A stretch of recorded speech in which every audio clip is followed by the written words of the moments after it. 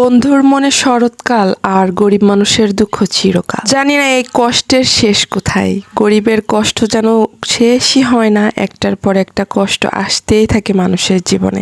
এইটাই জীবন, এভাবেই হয়তোবা পরিশ্রম করতে করতে চলে যেতে হবে একদিন সেই দূর দেশে। এখানেই পাবো হয়তোবা একমাত্র সুখের সন্ধান। এই যে দেখুন না, আব্বা মায়ের সাহায্য করার জন্য মাথা ফাটা রোদের মধ্যেও চলে গেলাম মাঠে ধানের জালি দিতে। সেখানে গিয়ে এত রোদের মধ্যে মাথা ঘুরে মনে হচ্ছিল পড়ে যাচ্ছিলাম।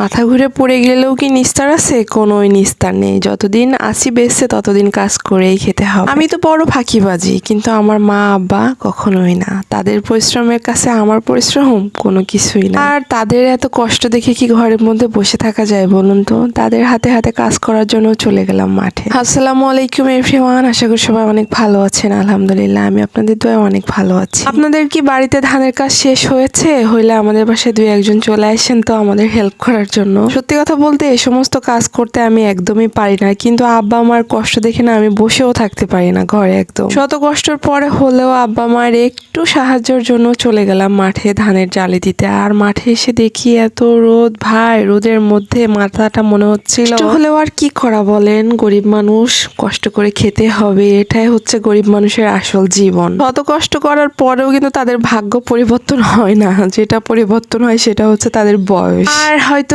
যখনই একটু সুখের মুখ দেখে তখনই চলে যায় পরপারে। যেমন পানির অপর নাম জীবন, আর গরিব মানুষের কষ্টের আর এক নাম হচ্ছে জীবন।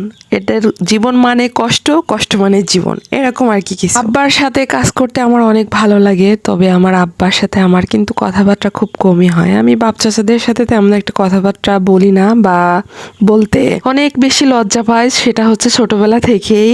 যাই হোক, তো আব্বার সাথে সাথে হাতে হাতে কাজ করছিলাম আব্বার কাছে একটু ভালো মানে প্রশংসা পাওয়ার জন্য, কিন্তু আব্বা আমার একদম পাত্তাই দিচ্ছিল না। মানে আব্বার কষ্টের কাছে, কাজের কাছে আমার কাজ কোনো কিছুই না। একটু একটু পর পরই আমরা 2 মাইপো এভাবে বসে বসে এখানে জিরাচ্ছিলাম।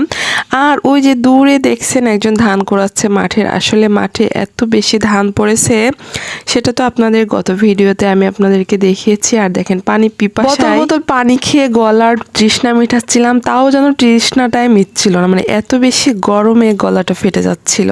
আর এখানে আমার মা এত জোরে জোরে কাজ করছিল, মায়ের সাথে একটু জোরে জোরে কাজ করতে গিয়ে আমার বুকের মধ্যে ধরফা ধরফা শুরু করে। পরে আমি বলি, মা আস্তে, একটু আস্তে কাজ করো।